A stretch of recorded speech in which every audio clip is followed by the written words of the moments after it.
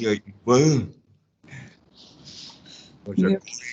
com muito respeito, mas ao mesmo tempo com muita satisfação de estar aqui com você. Como disse o Nishizawa, eu resolvi isso agora. Sim. Puxa, eu vou ter a oportunidade de conversar com a budista mais famosa do Brasil, que é minha amiga. Então, por que a gente não divulga isto para os outros? Não ser apenas uma conversa entre nós dois, mas que a nossa conversa pudesse ser difundida, divulgada, não é?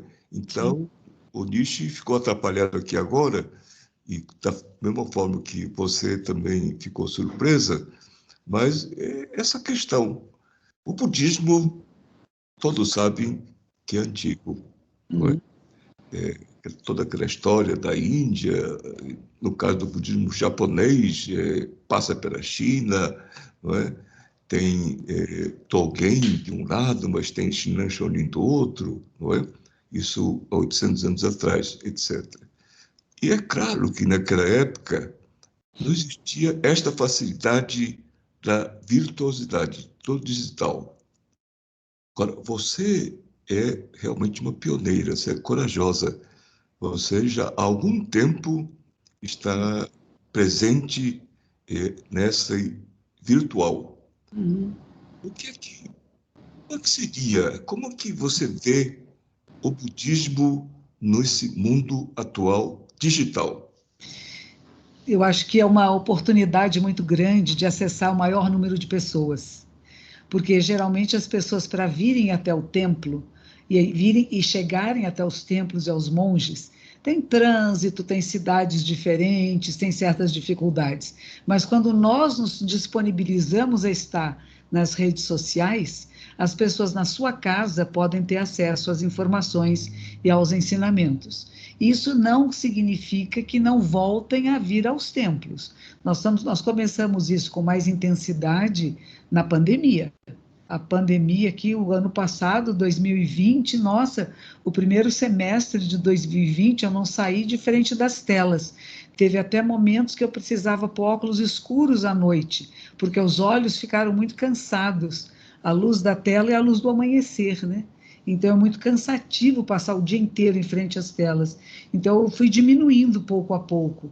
Mas há uns anos atrás, o meu neto, o marido da minha neta, ele tem uma empresa de filmagem.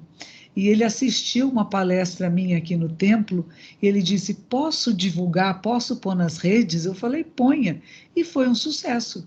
Então não tínhamos a intenção de, não foi com a intenção de, mas aumentou um número muito grande de pessoas procurando pelas palestras, pelas aulas, e isso foi uma surpresa, e foi uma boa surpresa. Então a gente sabe que é um meio de comunicação atual muito eficiente, se for usado de forma adequada, claro, né? Interessante, porque o Buda Shakyamuni fazia peregrinações pela Índia toda, não é? Índia toda não, acompanhando o rio Ganges, no Isso. norte da Índia. Shinran Shonin, Dogen, mais tarde, também eram peregrinos, não é? Sim. Ou seja, e no nosso caso, no caso do Shin-budismo, você conhece a história do Lenhô, não é? O Lenhô escrevia cartas e essas cartas eram lidas na comunidade por alguém que sabia ler. E esse alguém que sabia ler lia em voz alta aquelas cartas e aquela carta era, então, difundida para 100 pessoas ao mesmo tempo, etc. Ou seja, tanto o Buda Shakyamuni, como o Dogen, como o Shinran, como o Lenhô, aproveitaram da melhor forma possível o meio de comunicação da época, não é? Eles sempre foram muito atuais. Isso me impressiona muito. E você está fazendo a mesma coisa, daí porque você merece toda a atenção do público, mas também o meu respeito e minha atenção. Agora, eu vou fazer uma pergunta que é interessante. O budismo fala no mundo da ilusão. que podemos estar perdidos neste mundo da ilusão. Essa comunicação virtual não é uma ilusão? Não é uma coisa ilusória? Mas se tudo é ilusório, não há ilusório. Então, é um pouquinho, o Sutra do Diamante fala isso, né? Eu não posso nomear tal coisa por tal, porque ele não é apenas isto. Mas se eu não o nomear como isso, ele não deixa de ser, né? Então, é lembrar um pouquinho, sim, tudo faz parte desse mundo, mas é neste mundo em que estamos que nós podemos despertar. E é neste mundo que a gente pode ter a oportunidade de procurar o que é a verdade, o que é a essência, e não ficar só na superficialidade. Se muitas pessoas usam as redes sociais para falar de maquiagem, para falar de coisas mais superficiais, nós estamos falando de outra coisa.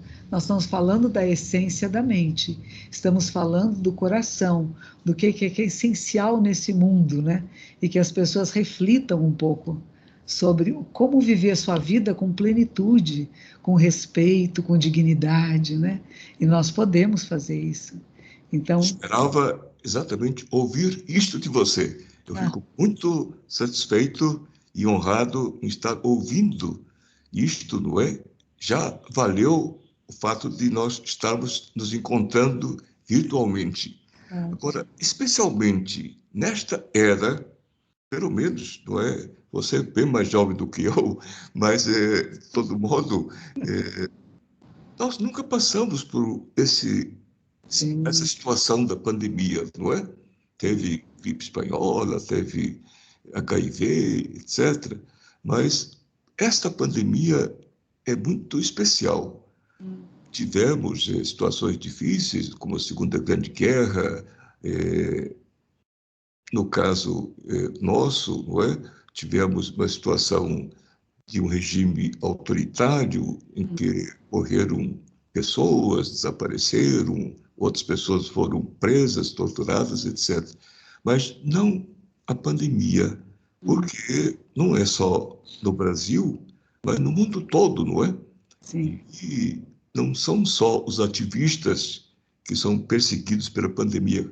Qualquer pessoa pode ser vítima da pandemia, do Covid-19, e a família toda sofre com isto, não é? Na minha época, quando algum parente era perseguido e preso, a família escondia, sabe? Tem casos assim próximos de famílias que escondiam o fato do filho, digamos, ser perseguido pela direita, o filho ser de esquerda, etc. Desta vez, não. Esse sofrimento é um sofrimento aberto para todos, não é? E o budismo, o que tem a ver com essa situação agora, mas também pós-pandemia? O que você acha? Primeiro, como que nós nos relacionamos com a dor, com o sofrimento, com as mortes, com as preces que nós podemos fazer à distância. Eu tenho feito muitas cerimônias online. As pessoas pedem para orar para os seus familiares, abrem uma plataforma e eu fico com meu celularzinho perto do altar fazendo preces. Então, essa é a maneira que nós podemos lidar com isto. Mas eu me lembro que há muitos anos atrás, eu me encontrei com você num encontro interreligioso. E nesse encontro interreligioso, as pessoas estavam falando de tantos sofrimentos no mundo, tantas dificuldades, diferenças sociais, desigualdades, e você disse uma palavra, uma frase maravilhosa. Que bom que estamos vivendo nesta época em que nos dão oportunidade de fazer alguma coisa para que seja melhor.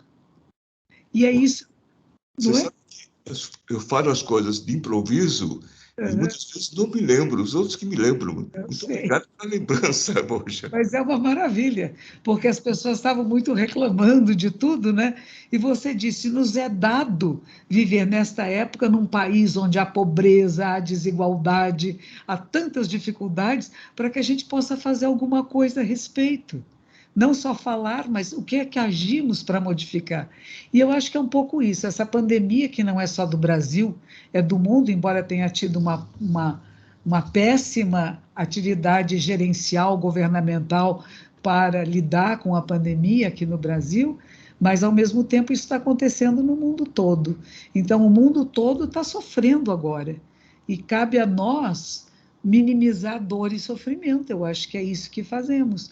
Primeiro, lembrar que nada é fixo, nada é permanente, que é preciso exigir melhor condução para a pandemia no Brasil e no mundo, vacinas para todos, mas acessar. E o que a gente viu durante a pandemia muito forte foi as desigualdades sociais, a falta de saneamento básico, que muitas vezes estava passando despercebido, mas puseram uma senhora lavando os pratos dela, as panelas dela, numa água imunda, cheia de lixo.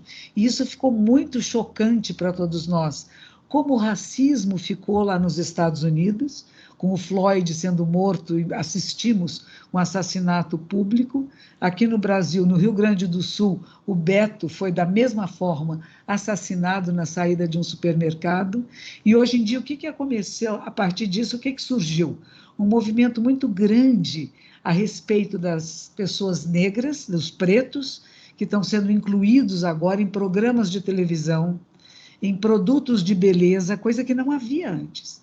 Então, foi necessário passarmos por uma dor muito grande, por um excesso de absurdos muito grandes, para que houvesse uma reflexão e mudança. Então, a pandemia nos faz o quê? Primeiro, pode ser interiorização. Vou procurar pelo que é essencial. Diz que houve um aumento muito grande de procura de meditação e orações pelo mundo todo, porque ficamos assustados, com medo, então vamos procurar um caminho. E há muitos caminhos. Então, teve coisas bonitas que aconteceram, teve solidariedade que aconteceu, compartilhamento que aconteceu, e coisas erradas, porque nós humanos não somos iguais e respondemos ao mundo de maneiras diferentes. E quando eu vejo pessoas que falam coisas muito absurdas dentro daquilo que são os nossos preceitos budistas, de nunca fazer o mal, fazer o bem e fazer o bem a todos os seres, e pessoas que fazem coisas opostas a isso, eu fico pensando, foi um bebezinho um dia esse ser humano? Que por onde passou? Que educação teve? Que relações teve? Por que se tornou num ser assim tão insensível? Então, em vez de sentir raiva, ficar com ódio, a gente sente o que? Compaixão, piedade. Porque é uma pessoa que não sabe amar, que não sabe se identificar com os outros, que não tem compaixão, não tem sentimentos bondosos. E isso não é culpa desse ser humano. Ele é vítima das circunstâncias e de uma sociedade, uma cultura de violência. E nós temos que mudar isto. E eu acredito que cada um de nós que se modifique, começa a modificar a sua volta. E é importante essa percepção. Eu acho que a pandemia me trouxe muito isso, momentos de reflexão, de olhar um raio de luz numa folha e falar como é bonito. Houve uma quietude na cidade de São Paulo, a cidade ficou menos poluída, e a gente começa a perceber a importância da mudança das nossas formas de usar petróleo, carvão, para outras formas mais limpas, né? Não desmatar a Amazônia, que horror, não é? O vírus que vem da nossa invasão ao meio ambiente somos nós, mas a invasão ao meio silvestre sem cuidado. Então, foram muitas reflexões sobre a nossa mãe terra, que a gente está abusando dela, e ela não consegue reciclar todos os nossos horrores, né? Tem horrores físicos, materiais, e tem os espirituais, da ganância, da raiva, da ignorância, que causam tanto transtorno à humanidade, né? Então, é um momento muito importante, são um dos momentos axiais da mudanças muito grandes para nós como humanidade, e eu acredito que as práticas que nós temos do budismo, da meditação, da invocação do Buda Amida, tudo isso nos leva a recriar uma realidade melhor. Concordo plenamente com você. Você sabe que a minha formação e a minha trajetória anterior a me encontrar com o budismo, eu tive uma participação política, não só no Brasil, mas no exterior, na América Latina, etc. Concordo plenamente com o que você está dizendo. Eu acho que a gente vive uma situação que é uma situação vigente no mundo todo, mas no caso nosso, estamos vivendo uma situação muito especial. E você está chamando a atenção, não é? De como é a formação dessas pessoas. Sabe? Como é que chegam a esse ponto, não é? Do ridículo, do grosseiro, do desrespeitoso, sabe? Isso, sem dúvida, eu concordo com você. Mas quero aproveitar também para homenagear as pessoas que, na linha de frente, nos protegeram, que, na linha de frente, nos remediaram. Todo esse corpo médico, paramédico, não só os doutores, mas os enfermeiros, os psicólogos, as recepcionistas, todo esse pessoal, porque imagine nós sem eles, além do serviço público que continuou funcionando, os ônibus que traziam essas pessoas que moravam na periferia para a cidade, até para prestar serviços para a gente, não é? Então, essa solidariedade, que muitas vezes foi, digamos, voluntária, instantânea, eu acho que merece também a nossa homenagem. Mas aí, essa pergunta capciosa, o Shin e o Zen são diferentes? Tem pontos diferentes, né?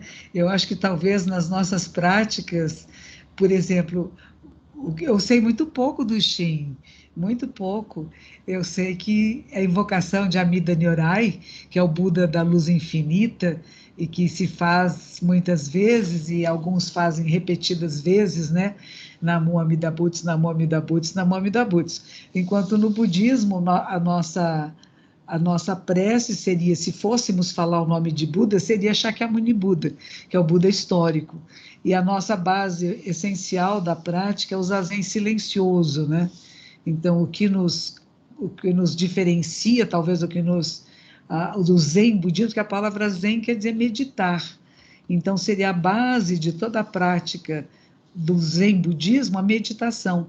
E a partir da meditação é que a gente acessa ao estado de encontrar em você, em comunhão com todos os Budas, o estado Buda.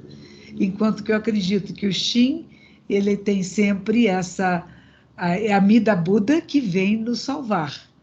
Mas eu preciso também estar em comunhão com a Amida Buda, não é isso? Se eu não estiver em comunhão, se eu não estiver invocando, quer dizer, acreditando que existe esse estado Buda e a terra pura, eu queria muito que você falasse sobre isso. O que é a terra pura? Será que é só quando nós morremos que chegamos na terra pura?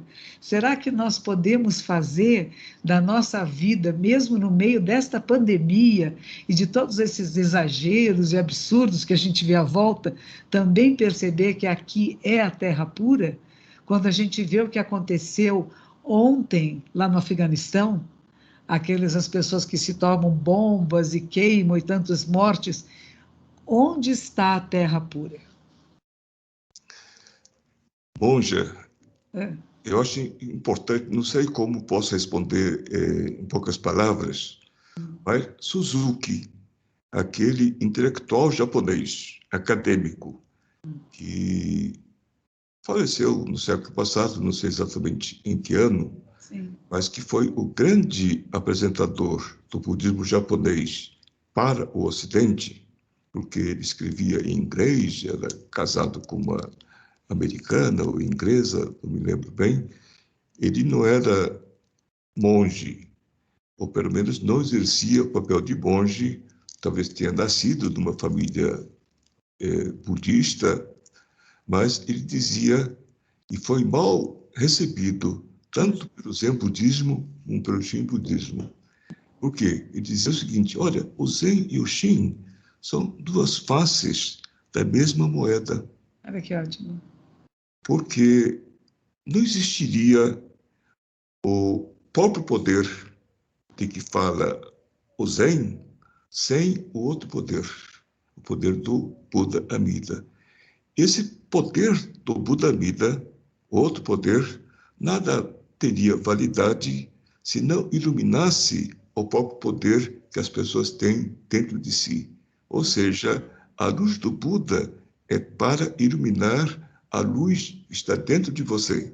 Então, esse Suzuki, já no final da vida dele, ele defendia esse ponto de vista de que o Zen e o Shin, ou seja, o próprio poder do Zen e outro poder do Shin, na verdade, era a mesma coisa.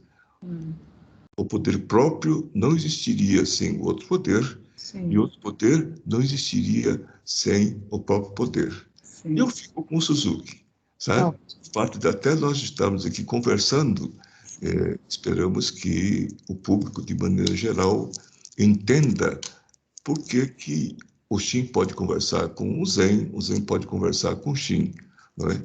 Então,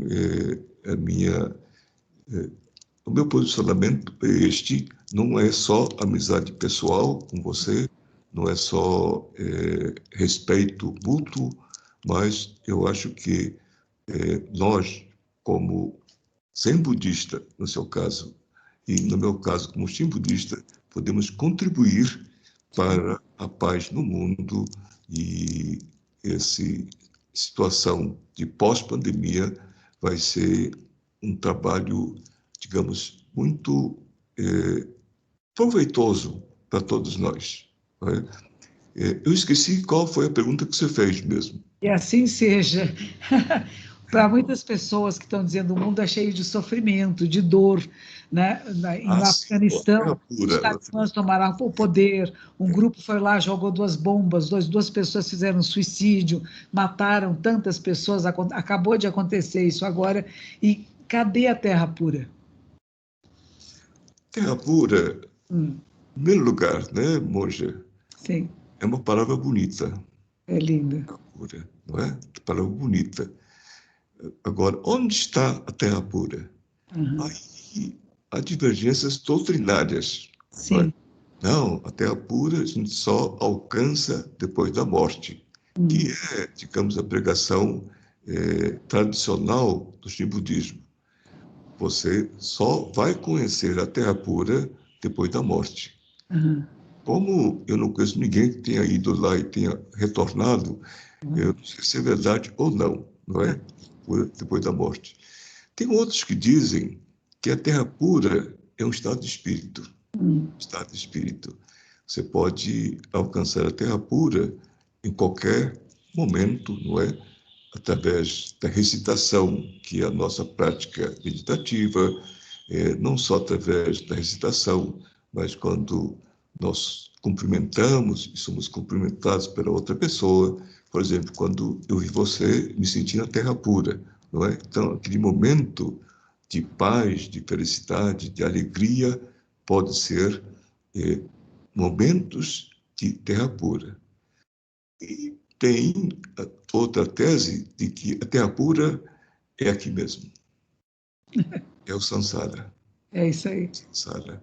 O Sansara, não é? Que é este mundo da verdade relativa, Sim. se aproxima do nirvana, da verdade essencial, e isso depende da gente, mas também dos outros. Isso. Então, terra pura, para mim, é uma palavra bonita, mas também um conceito bonito, que serve para aqueles que acham que é só depois da morte, mas também serve para aqueles que acham que a terra pura pode ser buscada, encontrada aqui mesmo, né, nesta vida, samsara, como é um estado de espírito que podemos encontrar a qualquer momento. Por exemplo, não é? Aqui em Brasília, eu moro aqui em Brasília desde 86. E aqui é que me encontrei com a natureza por causa das flores, especialmente a flor do ipê. Então, você já deve ter vindo aqui na época do ipê, mas já passou a época do ipê roxo, mas quando o ipê roxo floresce, me traz uma alegria imensa, mas fica 2 semanas e vai embora. Vai embora, quando as últimas flores de ipê estão desaparecendo, me dá uma tristeza.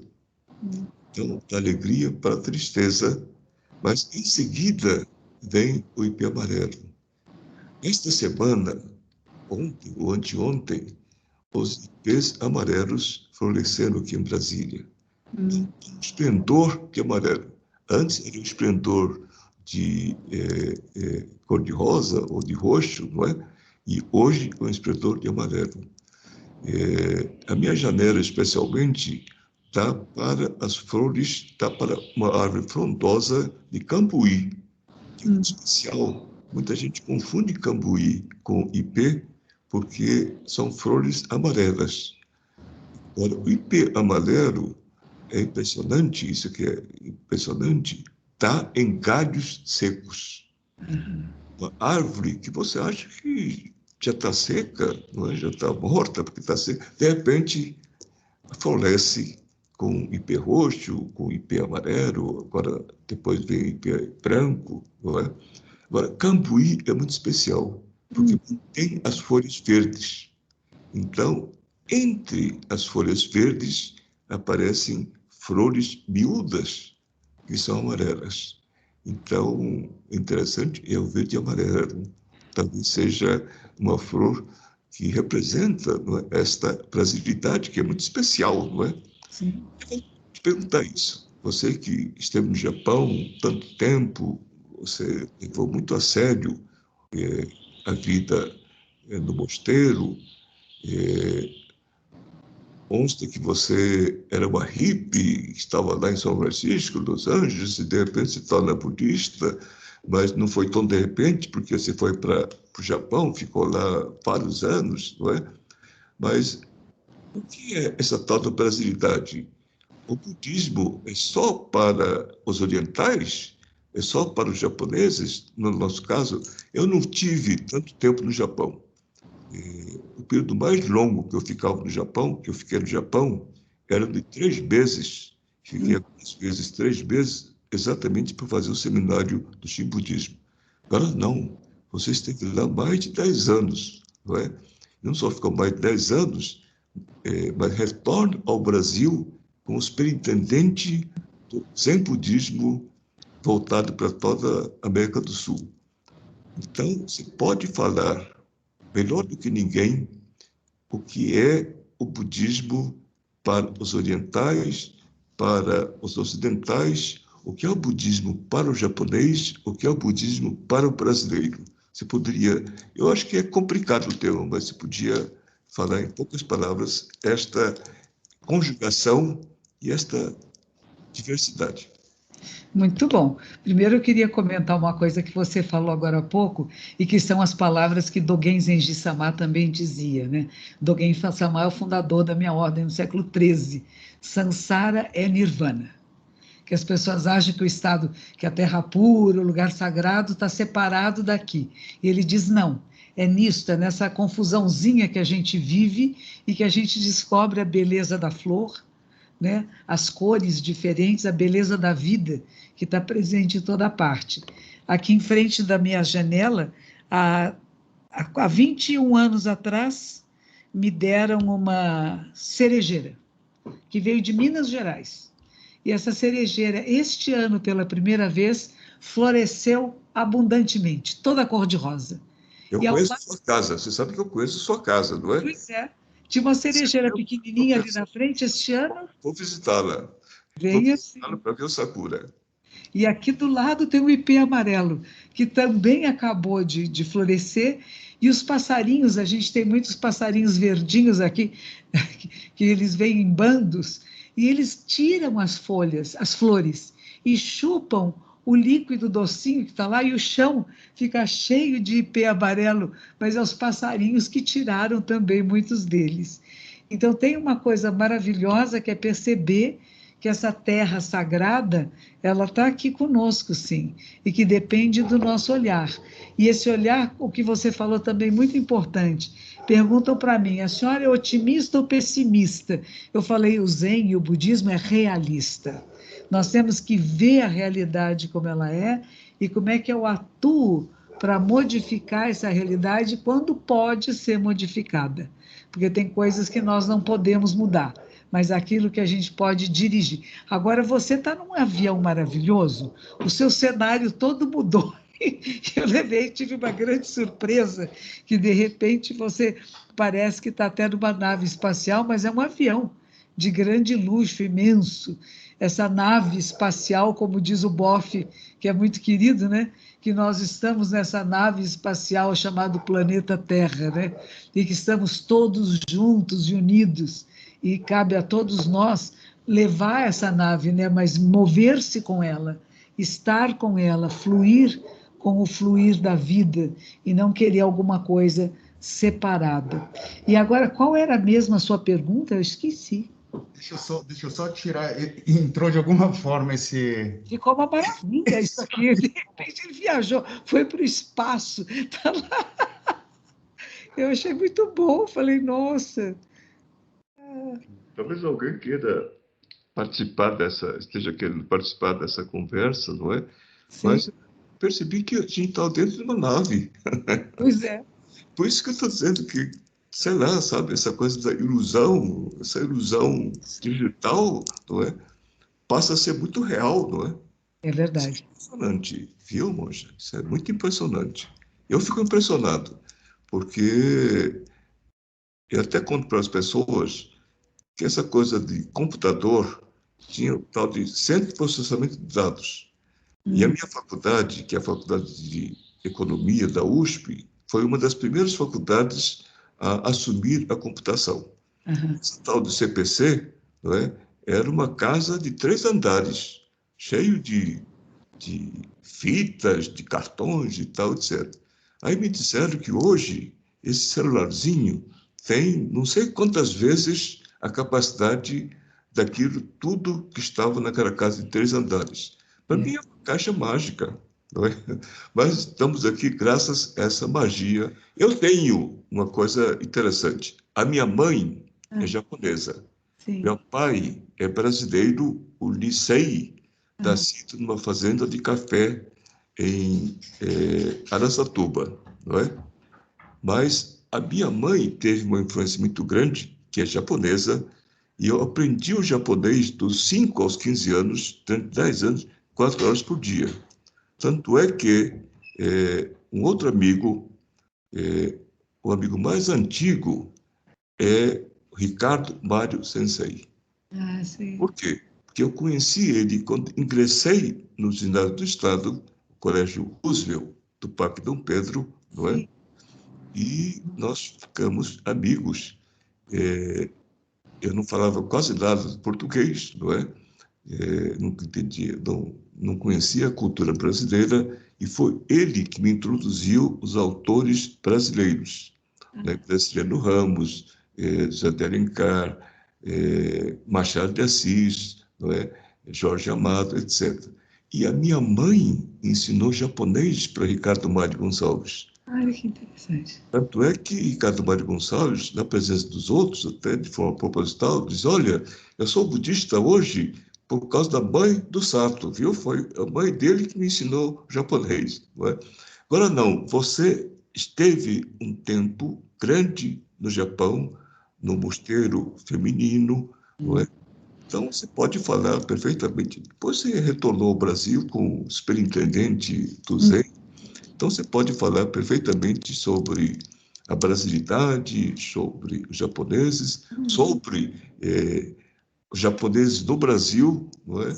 Eu acho importante que você faça, para mim, especialmente para mim, você fale sobre isto. Então, eu fiquei 12 anos no Japão e os mosteiros japoneses, eles não são feitos para estrangeiros, eles são feitos para monges e monjas japonesas, que vão trabalhar numa comunidade que é budista. Então, eles não estão iniciando e levando um conhecimento novo, mas faz parte da estrutura do Japão, o budismo. Então, quase todo japonês é budista, alguns são budistas e shintoístas, porque sabem fazer trabalhar com 2 ou 3 religiões até simultaneamente, sem abandonar a religião anterior, que era de seus ancestrais. Então, no Japão é um pouco diferente. Eu fiz muitas cerimônias memoriais, quase todos os dias ia na casa das pessoas para rezar, e, enfim. Quando eu chego aqui no Brasil, eu cheguei aqui, tinha um superior geral, um superintendente, que não fui eu, eu não vim como superintendente, eu vim para ajudar no templo, e este superintendente que estava no Brasil, que era Moriyama Roshi, voltou ao Japão. E quando ele voltou, pediram que eu assumisse o cargo interinamente. Então, eles não me deram o cargo oficialmente, mas eu substituí por alguns anos, por uns 6, 7 anos. E foi muito rico esse encontro, porque quando eu cheguei, o templo tinha sido reconstruído no bairro da Liberdade e vinham poucas pessoas. Só uma coisa, eu estive com o Ricardo Mário quando aquele local onde está erguido aquele templo belíssimo era uma série de sobradões. Eram. Em um desses sobradões, eu e Ricardo Mário estávamos quase semanalmente o sensei da época que me foge o nome. Ryokan Shingu. Shingu Sensei. Foi Shingu, exatamente. Shingu Sensei, sabe? Então, era o superior. Eu cheguei ao budismo em 95, aqui em Brasília. Esse templo ficava vizinho, não é? De onde eu morava, mas quando tinha 14, 15 anos, com Ricardo Mário Gonçalves, eu frequentei a casa do Xingu, não é? Só que Ricardo Mário levou a sério o caminho do budismo, não é? E eu dei muitas voltas até me encontrar com esse templo aqui em 95. Desculpe cortar, mas isso está ótimo. Acho que eu peço também Ricardo Mário Sensei, ao Xingu Sensei. Eu sei que Ricardo Mário Sensei tem problemas de saúde, mas parece que está recuperado. Está se recuperando, Ricardo Mário Gonçalves, grande professor. E ele que falou para mim um dia, você tem que fazer o Zen do Brasil. E por isso a minha comunidade acabou ficando com esse nome, Zen do Brasil. Diz assim, o Zen não pode ser japonês, ele tem que ser do Brasil, porque está no Brasil. E foi o que aconteceu. Como eu falava um pouco de japonês e falava português, muitas pessoas da colônia japonesa começaram a vir pedir fazer cerimônias memoriais e pediam para mim, fale em português com meu neto. Eles não entendem japonês. Explica o que é budismo. Então começou a encher de pessoas o templo, porque eu podia falar com o Odi-chan, o Bachan, com os mais idosos em japonês e podia falar em português com os jovens. Então, houve uma aproximação muito grande das novas gerações que estão aqui no Brasil. E, ao mesmo tempo, eu comecei a fazer palestras em português. E começou a vir muita gente, uma grande curiosidade, começou a crescer muito. Fizemos o encontro interbudista com o professor Ricardo Mário Gonçalves, procuramos nos reunir todos em português, porque sempre houve em japonês. Então, a gente começou realmente a criar o budismo brasileiro, que eu falo, é arroz com feijão, não é? Em vez da gente comer comida japonesa, que às vezes no templo as pessoas querem fazer aqui, mas eles não sabem fazer. Então, fica uma coisa meio esquisita. Eu falei assim, não, aqui a gente faz comida de brasileiro para brasileiro.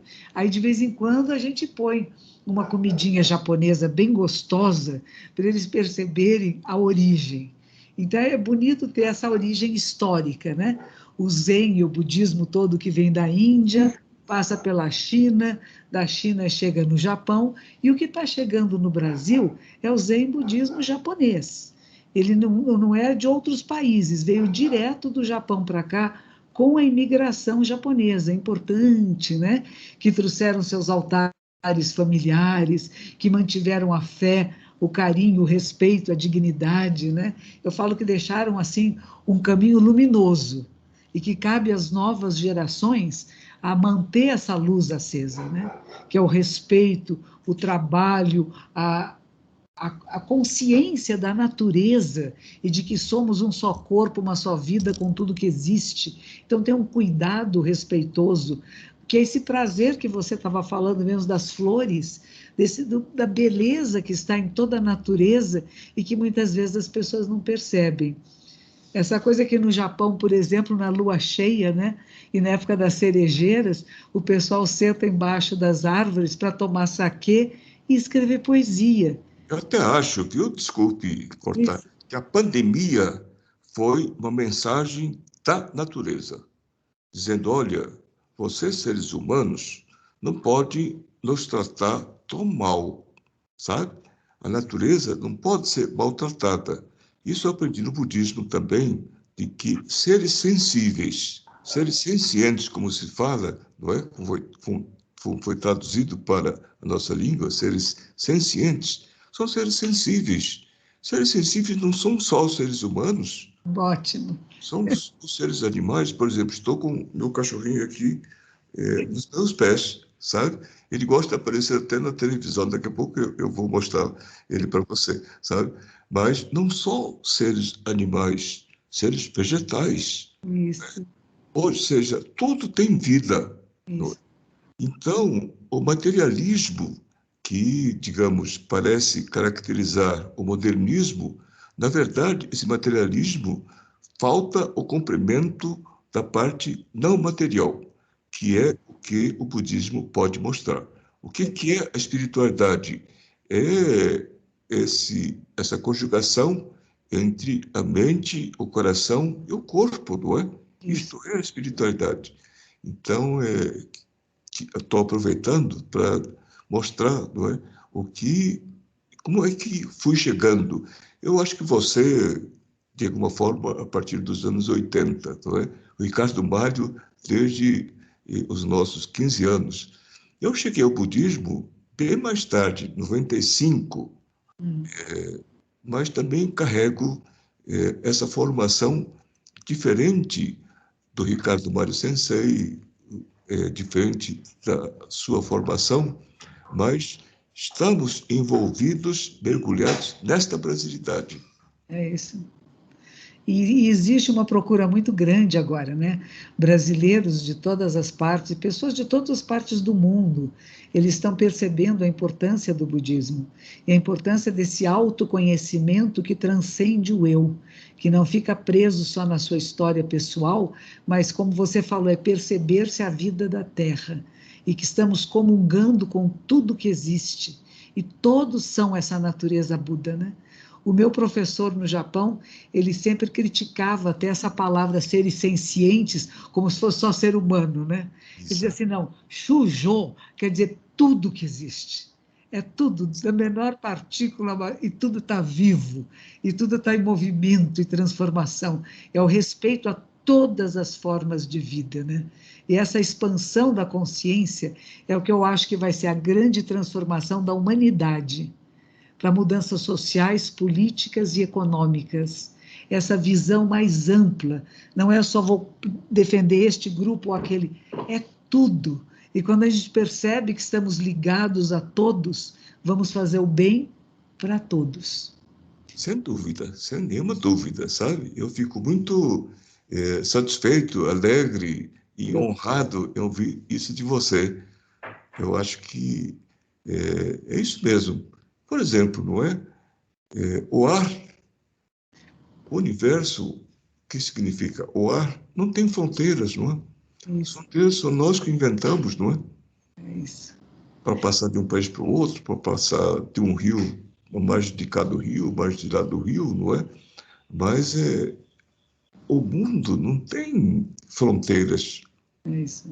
não é? Nós que inventamos, não é? É, Acho que está na nossa hora de ir para o finzinho. mas só, exatamente. Aí vou fazer a pergunta assim, mais, digamos, de um lado polêmica, mas também eu acho que é oportunidade para você esclarecer e, de certa forma, eu falei sobre isso já, mas quero também terminar falando da situação que envolve, digamos, a minha visão sobre o mundo. Quando disse que ia conversar com você, aí o pessoal ficou dizendo: olha, eu nem sabia disto. A Monja Cohen, a embaixadora do capital. Falei, poxa, como é que é essa história de embaixador do capital? Nunca ouvi falar disso. Não, parece que era a corporação nacional brasileira mais conhecida no mundo todo, não é? Capturou a nossa monja e então passou a ser embaixadora desta corporação. Não é? Deixou de ser a embaixadora do Buda, mas sim passou a ser embaixadora do capital. Que história é essa, monja Koi? Você podia Eu nos acho explicar? que, eu acho que uma coisa não substitui a outra, não. Pelo contrário, eu sou uma monja zen budista e meu trabalho é fazer com que as pessoas acordem, despertem e percebam e tenham consciência do que estão fazendo. Consciência do seu corpo, da sua mente, do seu espírito, que saibam como fazem, como vivem, o quanto bebem, o quanto não bebem, o que comem, o que não comem, como que usam o seu dinheiro, como que investem a sua vida. Então, a ideia toda é encontrar esse ponto de equilíbrio. Então, o que me convidaram, essa grande empresa me convidou e disse o seguinte: nós queremos fazer uma campanha sobre moderação. 50% da população mundial bebe, mas muitos não sabem como beber. Se embriagam, cometem crimes, né? Hoje em dia, até aqui no Brasil, né? Se está guiando embriagado, é crime. Né, pode matar alguém, é um assassinato, não é acidente. Então, tudo isso eles disseram, nós precisamos fazer com que as pessoas saibam beber com dignidade. Mas eu falei, para isso, precisa conhecer a si mesmo. Precisa saber como é que esse corpo responde, porque cada um de nós é único. É como a Covid. Cada um de nós responde de forma diferente. Alguns de nós ficam doentes, outros não ficam doentes. Alguns morrem, outros não sentem nada. E é a mesma coisa para os remédios. Ano passado eu tive Covid exatamente há um ano atrás, em julho do ano passado, não é? Isso. Mas estou recuperado. Este ano já tomei as 2 doses da vacina, vou tomar a terceira dose. Meu médico disse que posso tomar, que devo tomar, não é? Que bom, é. Não é? Mas você foi hospitalizado? Não, não. Ah, Foi então. assintomático, mas não foi tão assintomático. Eu me Entendi. lembro depois de que eu fazia as minhas atividades, não é? Mas de mau humor, mau humor. Entendi. Talvez até com raiva, porque tinha que cumprir aquelas obrigações. Mas, Que maravilha. pensando bem, foi isto.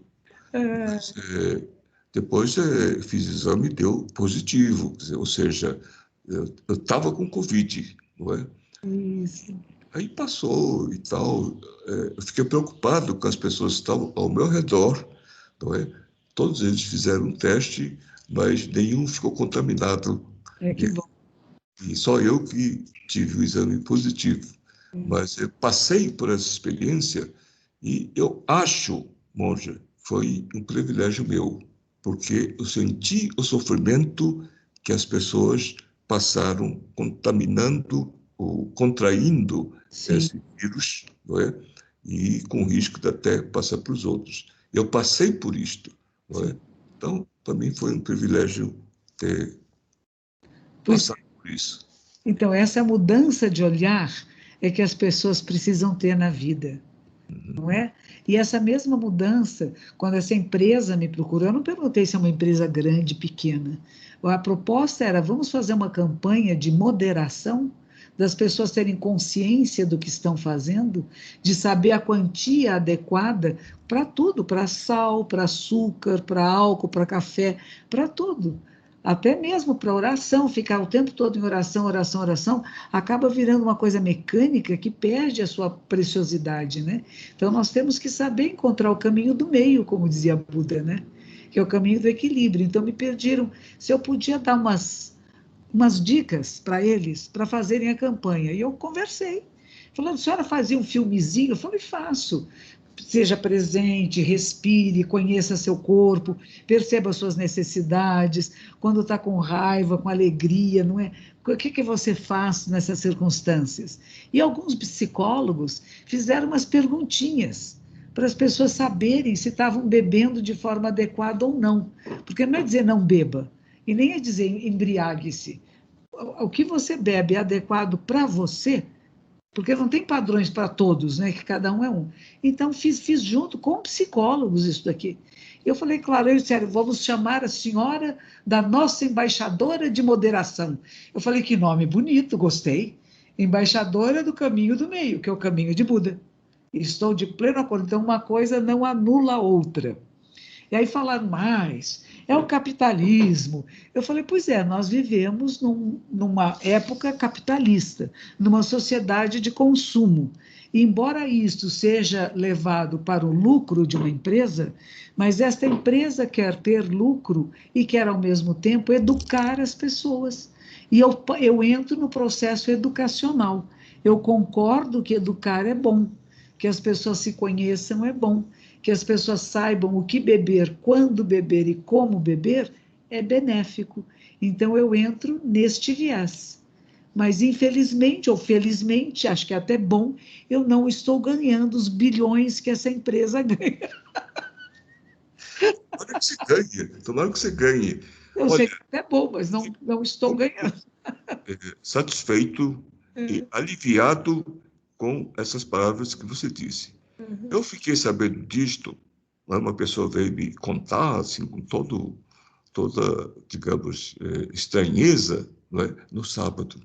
Uhum. No domingo, eu fiz uma prédica. Nós temos aqui a missa campal, não é? O ofício campal, para não ficar dentro de um circuito, digamos, fechado da nave. Você se lembra quando você esteve aqui? Mas nós fazemos no ginásio, que é bem aberto. Sim. Esse dia eu disse isso, exatamente, não é? A monja deve ter falado da moderação como um preceito budista. Sim. E até aproveitei para me posicionar.